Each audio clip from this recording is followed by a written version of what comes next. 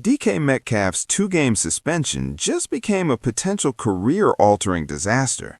The NFL suspended him for conduct detrimental to the league after making contact with a Lions fan Sunday. But the real story isn't the games he'll miss, it's the contract clause that just got activated.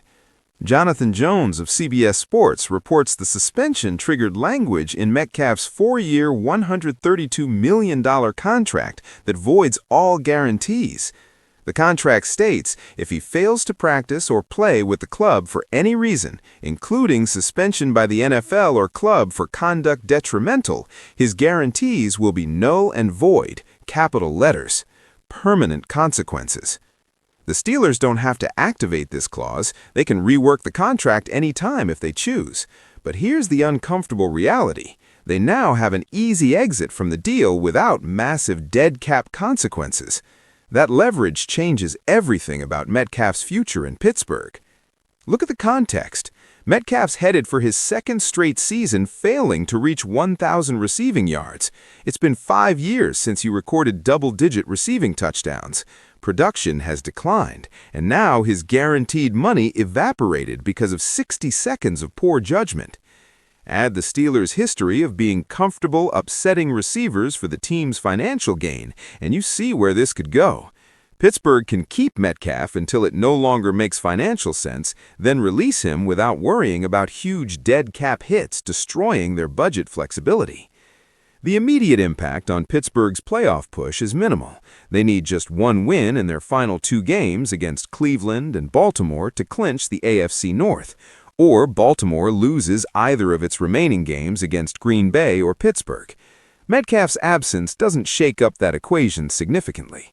But the long-term implications are enormous. Metcalf went from having complete financial security to playing what's essentially a prove-it deal, despite being under contract through 2027. Every performance matters now. Every interaction with fans, officials, or teammates gets scrutinized differently. One more incident likely ends his Pittsburgh tenure with tens of millions left on the table. This isn't just about one suspended player missing 2 games. It's about how quickly guaranteed contracts become non-guaranteed when conduct clauses get triggered. Metcalf signed that deal believing he had security for 4 years. Now he's one organizational decision away from getting released without the protections he thought he had. The Steelers could publicly reaffirm their commitment, rework the deal to restore some guarantees, and move forward with Metcalf as a key piece.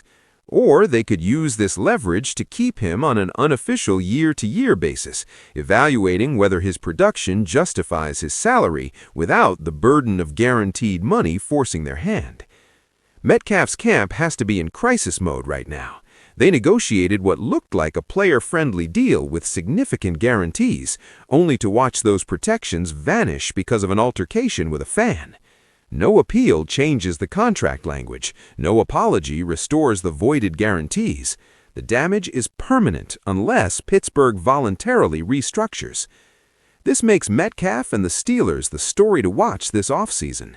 Does Pittsburgh keep him and bet on a bounce-back year? Do they release him and absorb minimal cap damage? Do they renegotiate on terms far more favorable to the organization? The suspension gave them options they didn't have 48 hours ago, and Metcalf lost protections he thought were ironclad. One moment changed everything. That's the lesson here. Guaranteed money isn't always guaranteed when conduct clauses exist in contracts. Players need to understand the fine print and the consequences of triggering language that voids protections. Metcalf learned that lesson the expensive way.